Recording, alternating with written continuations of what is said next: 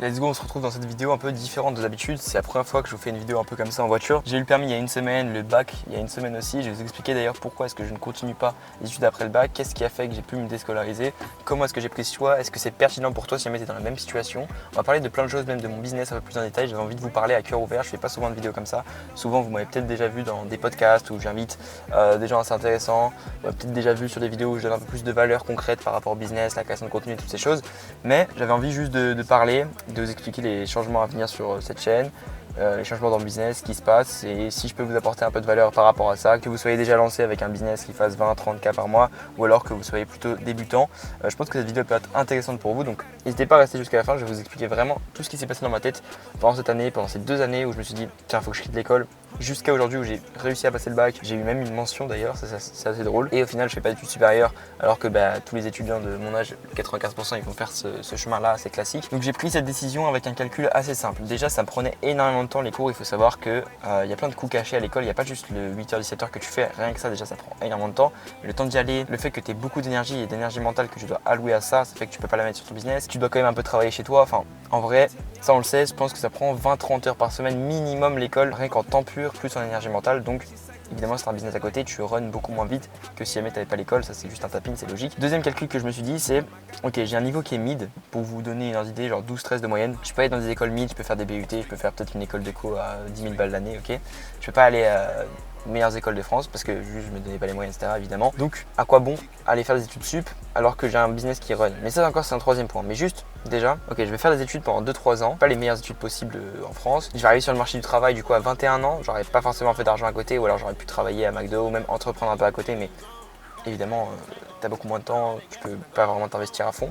Donc déjà c'était un point très négatif. Troisième point, et je pense que c'est le plus important et c'est celui qui m'a fait me décider, c'est les contacts et les compétences que j'ai acquis depuis 2 ans qui m'ont permis de me dire ok, j'arrête les cours, c'est chill, il n'y a aucun souci avec ça parce que tout simplement je sais exactement comment demain je pourrais remonter un business et faire au minimum 3 000, 5 000, 10 000 euros par mois en quelques mois. En plus j'ai des contacts dans mon milieu qui sont hyper importants et qui me font confiance. J'ai des clients avec lesquels je bosse depuis longtemps, mon chiffre d'affaires il dépend pas d'un client. Je sais demain comment est-ce que je peux délivrer quelqu'un sur la stratégie de contenu, sur du funnel, sur plein de choses. Je pourrais même redevenir freelance sans aucun souci. Je sais acquérir des clients pour moi-même. En plus de ça, j'ai créé une personal brand qui est un asset ultra long terme, que ce soit cette chaîne YouTube, le Instagram. Il y a des gens qui me suivent et qui me font confiance, à qui demain je peux essayer de vendre des services sans aucun souci. Et aussi, il y a un point qui est beaucoup plus terre à terre, c'est que j'ai une stabilité de revenus depuis maintenant un peu plus d'1 an. Il n'y a pas un mois où j'ai fait moins de 2 000 euros depuis janvier 2025, donc ça me permet vraiment de m'assurer et de me dire, ok, en vrai, je retomberai pas à zéro. Pourquoi est-ce que c'est pareil depuis 1 an et demi? Plus j'ai pu mettre un peu de côté, donc à la grande limite, si je dois reprendre les études, je peux vivre là 1 an sans aucun souci. Et le dernier point qui est un peu moins rationnel pour le coup, c'est juste que j'ai une ambition qui est assez démesurée depuis même longtemps. Si vous avez regardé la vidéo dans laquelle je raconte un peu mon parcours, j'ai commencé par créer une chaîne YouTube quand j'avais littéralement 11 ans.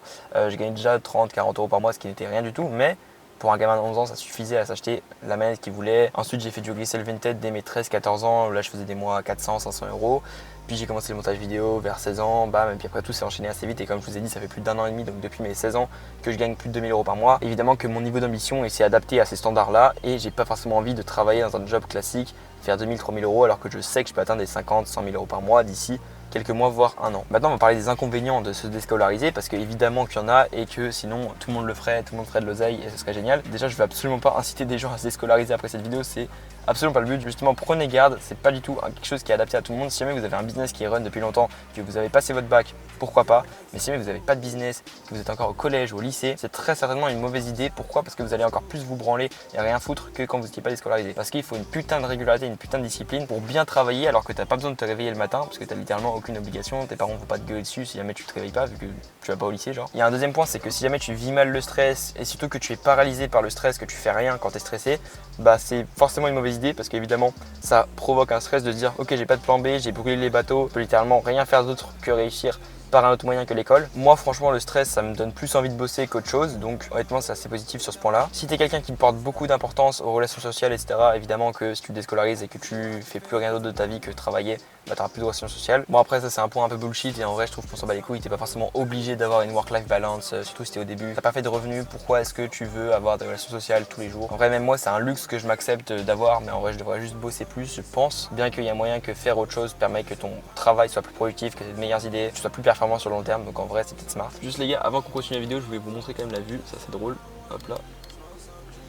J'ai directement la vue sur les chevaux.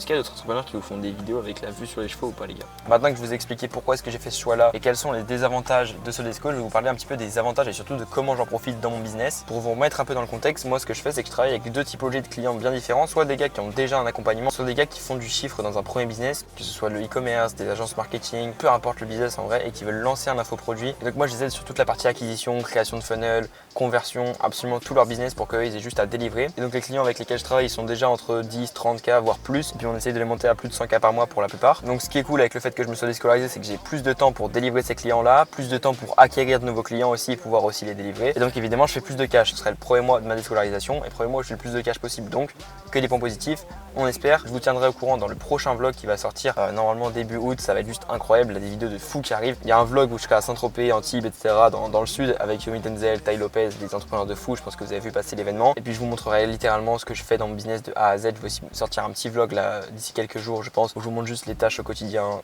qu'est-ce que je fais, qu'est-ce que c'est la vie d'un entrepreneur de 18 ans qui est déscolarisé. Donc le deuxième point ultra positif, c'est que je suis libre d'aller littéralement où je veux. C'est pour ça que je vais pouvoir aller à Bangkok, Dubaï, dans plein de pays comme ça qui sont hyper inspirants et qui vont me donner envie de faire plus de cash, pouvoir rencontrer d'autres entrepreneurs alors que j'étais littéralement bloqué juste parce que j'avais le lycée. Donc en vrai, il y a pas mal de points positifs si jamais on y réfléchit comme ça. Je pense que ça va me permettre surtout de faire beaucoup de cash. Évidemment, j'aurai pas la même vie étudiante que beaucoup de gens. Évidemment, il y a beaucoup de sacrifices. Évidemment, je vais passer des heures et des heures à bosser, mais en vrai, c'est ce qui me fait kiffer personnellement. Je pense que si t'es profondément en kiff quand tu fais du business, alors que tu adores ce que tu fais, que tu as pu faire un peu de cash pendant tes études, ça peut être une bonne décision. Maintenant, évidemment, attention, si jamais tu n'as pas un bon niveau de discipline, que tu fais pas tant de cash que ça et que tu aimes bien les études aussi, c'est hyper important ça. Et bah, te déscolarises pas juste parce que tu vois un connard sur les réseaux te dire que lui il a une vie cool. Personnellement, j'ai pris ce risque, je vais vous documenter qu'est-ce qui se passe.